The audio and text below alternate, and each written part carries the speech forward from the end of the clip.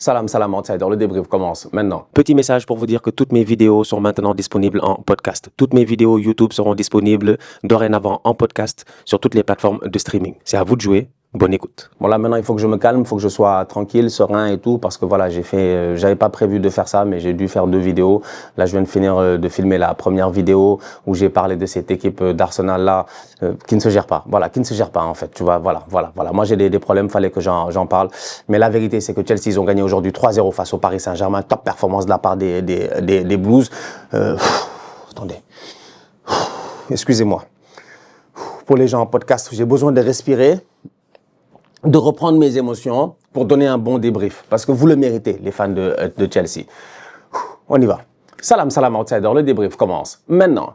Chelsea l'emporte aujourd'hui 3-0 face au Paris Saint-Germain. Top performance de la part des Blues. Franchement, il n'y a absolument rien à dire. Ils ont été sensationnels. Ils ont été sensationnels. Du début à la fin de la rencontre, il n'y a eu qu'une seule équipe sur le terrain, une seule équipe dominante et ça a été les Blues de Chelsea. Franchement, je tiens à les saluer et je tiens à saluer le travail de Enzo Maresca. Le Paris Saint-Germain, c'est pas un petit poussé. C'est une très grande équipe cette saison. C'est la meilleure équipe au monde cette saison. Nous tous, on en est conscients. Le Paris Saint-Germain a marché sur tout le monde. Ils ont tapé tout le monde. En Ligue des Champions, ils ont tapé que des grosses équipes. Ils ont tapé presque toute la Première Ligue. Heureusement que Chelsea est venu ce soir pour sauver l'honneur de la Première Ligue. Franchement, merci aux Blues de Chelsea pour cette victoire-là, parce que sinon les Parisiens nous auraient rappelé que c'est nous la Farmers League, parce qu'ils ont battu Manchester City, Arsenal, Liverpool, Aston Villa, et puis tout ce qui suit. Donc bien joué de la part des Blues. Dès les premières minutes du match, on l'a vu. Dès les premières minutes du match, on l'a vu en fait. Les Parisiens ne sont pas très bien rentrés dans ce match-là. Peut-être c'est la fatigue, c'est ce qu'on me dira. On me dira que oui, Paris sont fatigués et tout.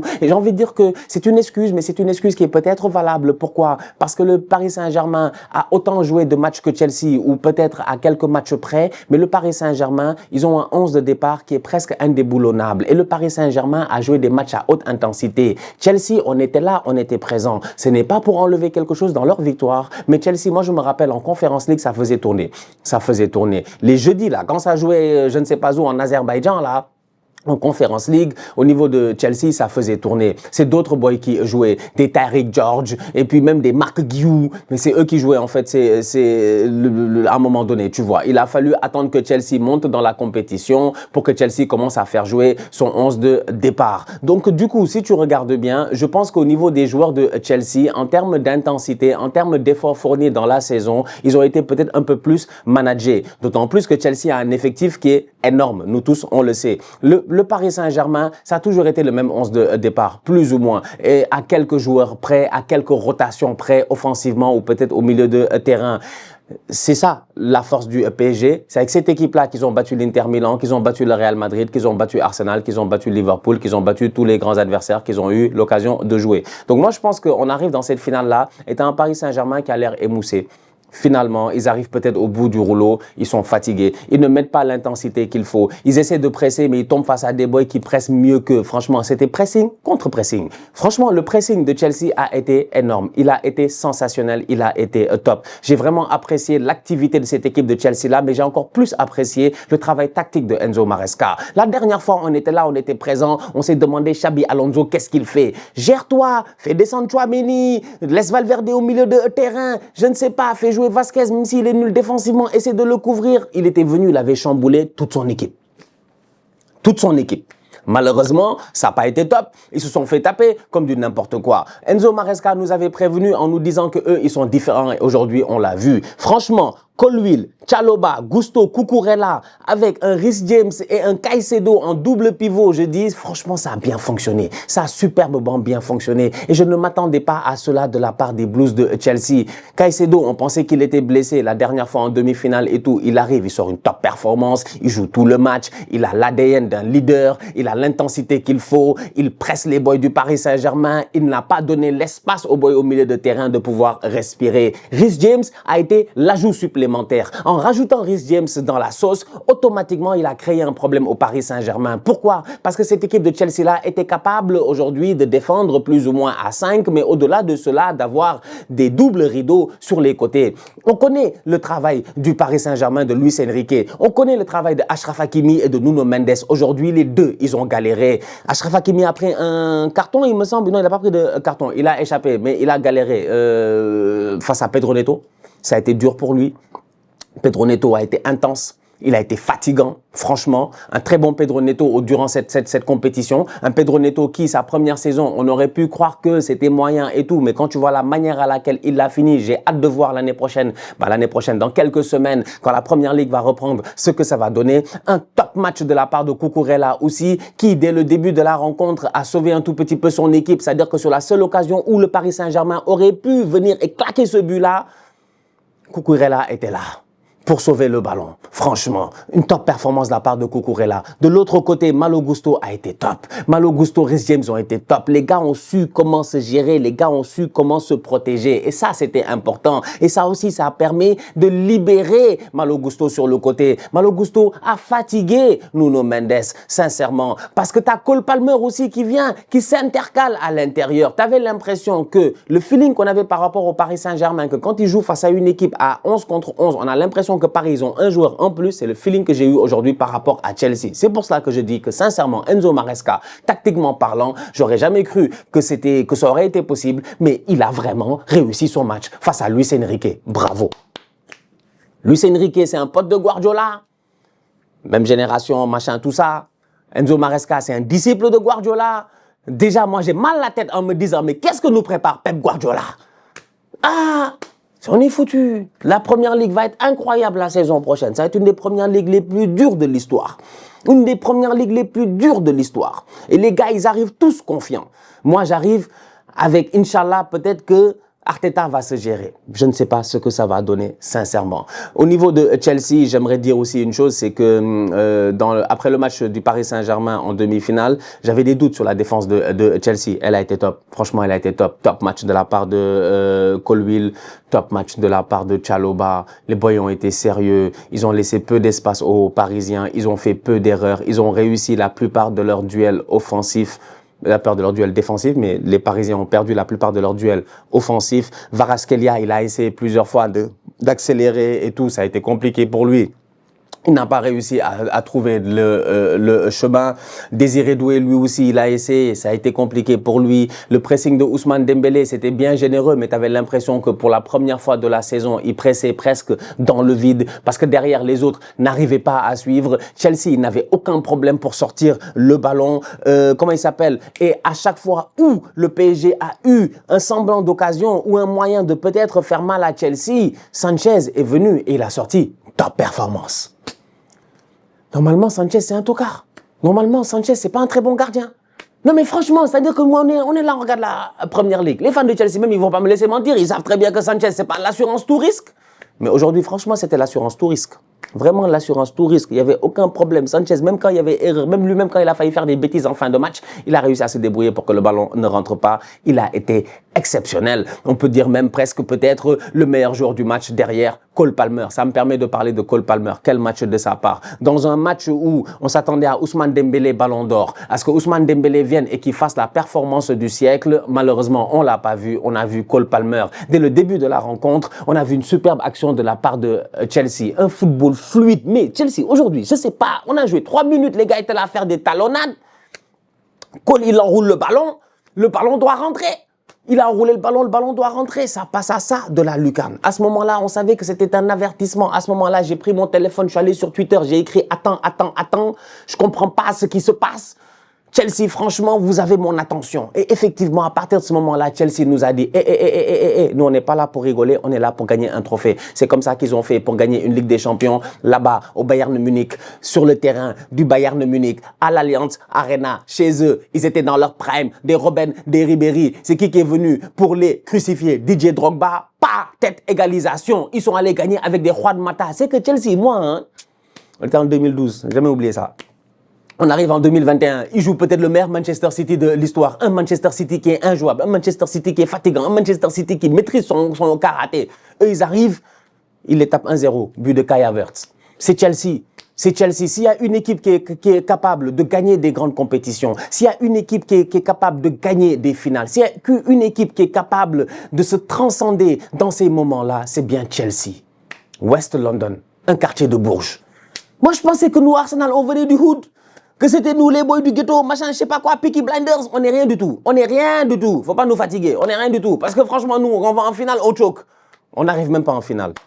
Aucune finale de la part de Arteta. 2 Community Shield et la deuxième Community Shield, c'est parce qu'on a fini deuxième et que le champion a gagné le championnat et la FA Cup. C'est pour cela qu'on nous a invités à la Community Shield. On l'a gagné, mais sinon, mis à part cela, franchement, on ne sait pas gérer. Voilà. Pendant ce temps-là, Chelsea, eux, ça sort des top performances. Sincèrement, on peut parler jusqu'à demain. Leur saison, pour moi, c'est une saison qui est réussie. Ce que Enzo Maresca a réussi à faire avec cette équipe-là pour la première saison, mais c'est incroyable. C'est incroyable. Moi, je pensais qu'ils étaient au fond du trou. Je pensais que la saison allait mal se passer. Je pensais que c'était compliqué et tout. Il s'est débrouillé pour retourner en Ligue des Champions. Premier objectif réussi. On l'a mis en Conference League. Il a fait tourner pour gérer son effectif et tout. C'est dommage. En championnat, les Cole Palmer se sont perdus un tout petit peu à partir de janvier. Sinon, normalement, peut-être qu'ils font mieux en fait. Et ils gagnent la Coupe du Monde des clubs. Et ils gagnent la Conference League. En fait, à la fin de la journée, tu as gagné des titres. C'est-à-dire que sur toutes les compétitions dans lesquelles tu étais, ben, tu en as gagné quand même 2. Arteta était dans combien de compétitions? Il a gagné quoi? Non, man is second. Man is second. On dirait Claudio Ranieri dans le temps en Italie. Tout le temps deuxième. Je suis fatigué, franchement. Je suis fatigué. Moi, je suis découragé. Donc, ouais, top performance de la part des Blues. Franchement, ils ont été incroyables. J'aime bien cette tactique-là. J'aime bien cette densification au milieu de terrain-là. J'ai bien aimé le rôle de Reece James avec Malo Gusto parce que ça fait que Reece James, même s'il est sorti blessé, j'espère que c'est pas trop grave, ça donne un Reece James qui n'est pas obligé de couvrir défensivement en tant que latéral. Donc, il fait beaucoup moins d'efforts. C'est fatigant de courir. Et on sait que Reece James est plutôt fragile. Au milieu de terrain, on sait qu'il a une très belle qualité de passe. Ça, on le savait déjà. Donc, du coup, long ballon, tout ça, Reece James, il peut gérer. Il a une belle vision de jeu. Il a la vista qu'il faut et il sait défendre aussi. Donc, je pense que le mettre à côté de Moises Caicedo avec Enzo Fernandez, en tout cas, tous les trois aujourd'hui, franchement, ils ont réussi à faire une très, très bonne marinade. C'était trop bon. J'étais là, j'étais en admiration devant Chelsea. J'ai dit, ouais, putain, j'ai dit, Chelsea, franchement, ils sont chauds, quoi. Ils sont trop chauds. Que dire de João Pedro? Ou que dire même de l'entrée de Lap? Ça m'amène automatiquement sur le cas Nicolas Jackson. Je m'inquiète pour lui parce que je sais même pas ce qui va se passer avec cet enfant-là. Quand tu vois le match de João Pedro, top performance de sa part. La finition, elle est incroyable, elle est cold. C'est comme le premier but de Cole Palmer, le deuxième but de Cole Palmer. Il a fait feinte, les boys sont partis. Il a fait la feinte, mais moi je pensais qu'il allait faire la passe à Malo Gusto. Il a fait feinte, tout le monde est parti, il est venu, il a mis le ballon, frappasse à la Léo Messi, pied gauche, petit filet. Une frappasse de la part de Cole Palmer. Non, ils ont été trop top, donc bravo pour les Blues de Chelsea, c'est largement mérité. Ils ont eu un parcours un peu moins difficile que le Paris Saint-Germain dans cette compétition, donc peut-être qu'ils ont réussi à gérer peut-être un peu mieux leurs énergies, mais ça ne change en rien sur le fait que arrivé en finale, c'est la meilleure équipe de la finale qui a gagné. Et encore une fois, une finale, ça se joue pas, ça se gagne. Chelsea sont venus, ils l'ont gagné 3-0 en première mi-temps. Top performance de leur part. Au niveau du Paris Saint-Germain, il y a de quoi avoir quand même quelques regrets. C'est dommage. Ça a été une très très belle saison. Les Parisiens, je pense qu'ils auraient mérité mieux. Je pense que s'ils avaient gagné ce trophée-là, ça n'aurait pas été une tâche et tout. Ça aurait été normal. Ça aurait été l'aboutissement d'une top saison. Mais d'un autre côté aussi, le fait de rester sur leur faim comme ça, ça fait que je suis assuré normalement qu'ils vont taper Tottenham. Je pense, hein.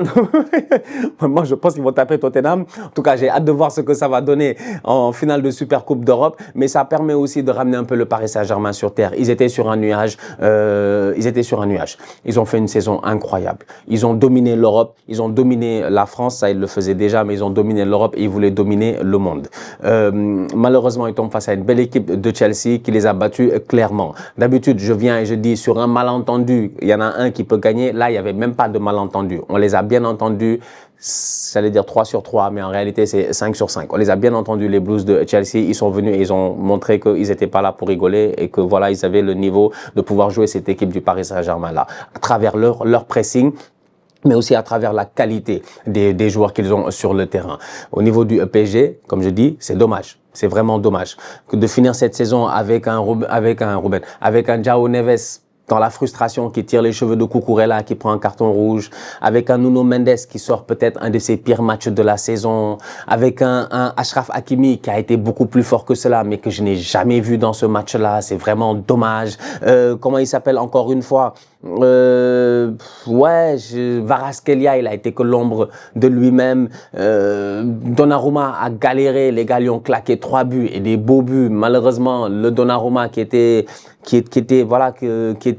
la grande muraille, qui était intouchable, qui était trop fort, qui était grand, qui était large et tout au courant de la saison. Aujourd'hui, on l'a pas vu. Donc ouais, c'est des défaites qui, je pense, te permettent de te recalibrer. C'est des défaites qui de temps en temps, ça fait du bien. Paris, qu'ils gagnent ou pas la Coupe du Monde des clubs, finalement, à la fin de la journée, ça changera pas grand-chose sur leur saison. Ça changera pas grand-chose normalement sur le bonheur qu'éprouvent les supporters du PSG. Parce que si j'étais un supporter du PSG aujourd'hui, ben, tu perds la finale 3-0. Oui, ça fait mal, mais en réalité, tu as gagné la vraie finale, celle qu'il fallait que tu gagnes, c'était la Ligue des Champions. Et tu as fait un superbe parcours en Coupe du Monde des clubs. Et tu as enjaillé tes supporters. Et voilà. Donc, tu as fait ce qu'il fallait faire, tu vois. Donc, c'est, comme ils disent en anglais, c'est bittersweet. C'est bittersweet, c'est amer, mais c'est sucré aussi. Je sais pas comment le dire. C'est mitigé, tu vois, c'est mitigé. Donc, je pense que le Paris Saint-Germain va revenir encore au top la saison prochaine sans aucun problème. C'est bien. Il y a des victoires qui te rendent humble. Peut-être qu'ils avaient besoin d'une petite dose d'humilité. Et cette dose d'humilité risque de nous faire très mal. Parce que la saison prochaine, c'est nous tous, on va en pâtir. Ils vont nous fatiguer. Parce que c'est une très belle équipe, c'est une très bonne équipe. Et Luis Enrique est conscient des petits changements qu'il doit faire. Comme j'ai dit, son 11 de départ est top. Maintenant, il y a quelques petits changements qu'il faut faire. Il faut rajouter un tout petit peu, j'ai envie de dire, peut-être rajouter quelques nouveaux profils, se débarrasser de certains profils. Il y a beaucoup de jeunes joueurs dans cette équipe-là. Est-ce qu'ils sont vraiment prêt à jouer les premiers rôles en cas de blessure ou d'absence, parce qu'il faut anticiper quand tu es Luis Enrique. Et si Désiré Doué, tu le perds pour une blessure au courant de la saison prochaine, et si Ousmane, tu le perds pour une blessure au courant de la saison prochaine, on ne leur souhaite pas, on souhaite que tous les boys soient en bonne santé, mais c'est des choses qui peuvent arriver. Si tu perds ces joueurs-là, est-ce que sur le banc, tu peux vraiment avoir confiance en Bradley Barcola? Il a intérêt à se gérer, petit Cola, franchement. Il a le talent, malheureusement, c'est la finition, c'est les frappes, c'est un peu ça, je comprends pas, il avait bien commencé la saison passée, mais on dirait que en termes de finition, il va sur la pente descendante, alors que c'est le contraire. Il devrait être sur la pente ascendante. Est-ce que ton Maillot Loulou, il est assez bon aussi? Est-ce que tu peux compter sur ces gamins-là? Tu vois, est-ce qu'ils sont prêts? En fait, c'est un peu ça. C'est-à-dire que dans des matchs compliqués, face à des équipes qui vont jouer, parce que le Paris Saint-Germain aussi, ils sont venus cette saison, ils ont mis la pression à tout le monde, ils ont mis des pressings à tout le monde. En fait, on dirait on avait tous peur du PSG. Chelsea, ils sont venus sans peur. Sans aucune peur. Ils sont venus dès le début de la rencontre. Ils ont joué le match, en fait. Ils n'avaient rien à faire, tu vois. Donc, est-ce que ça fait pas qu'à un moment donné, on est arrivé peut-être au bout de l'effectif du Paris Saint-Germain et qu'avec ce prize money de plus de 100 millions qu'ils ont gagné dans cette Coupe du Monde des clubs, sans compter les moyens qu'ils ont déjà, sans compter qu'ils ont des joueurs aussi qu'ils peuvent vendre, des Gonzalo Ramos et puis tout cela, est-ce qu'il n'y a pas moyen pour le PSG d'essayer de se renforcer? On sait que Rodrigo est sur le marché des transferts, on sait qu'il y a d'autres joueurs sur le marché des transferts et je suis convaincu que Luis Enrique garde cela en tête parce que cette victoire-là, cette défaite-là et cette victoire de Chelsea-là, ben, encore une fois, c'est une des meilleures choses qui aurait pu leur arriver parce que ça leur montre qu'il manque encore un petit truc. Genre, ils sont top.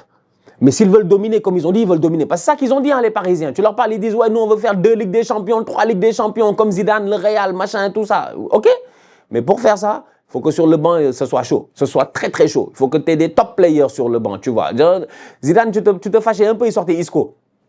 C'était pour te dire à quel point les gars, ils avaient des joueurs, tu vois. Donc, j'ai hâte de voir comment ils vont gérer ça. Mais bon, globalement parlant, voilà, pour moi, c'est pas la fin du monde, cette défaite du Paris Saint-Germain. Mais encore une fois, bravo à Chelsea. Franchement, bravo pour les Blues, bravo. Bravo. Bravo. Vous êtes forts, hein. Vous avez géré. Bien joué. Félicitations. Et puis, on se capte dans quelques semaines pour la reprise de la Première Ligue. Je sais pas comment on va faire. Vous venez avec Delap. T'as vu la rentrée de Delap?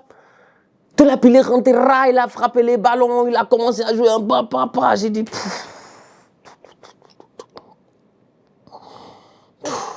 Je sais pas. Parce que je garde espoir. La famille, on se capte très bientôt pour une nouvelle vidéo. D'ici là, on continue à liker, on continue à partager, on s'abonne. On est ensemble, on reste en santé. Toujours le plus important. Tous outsiders.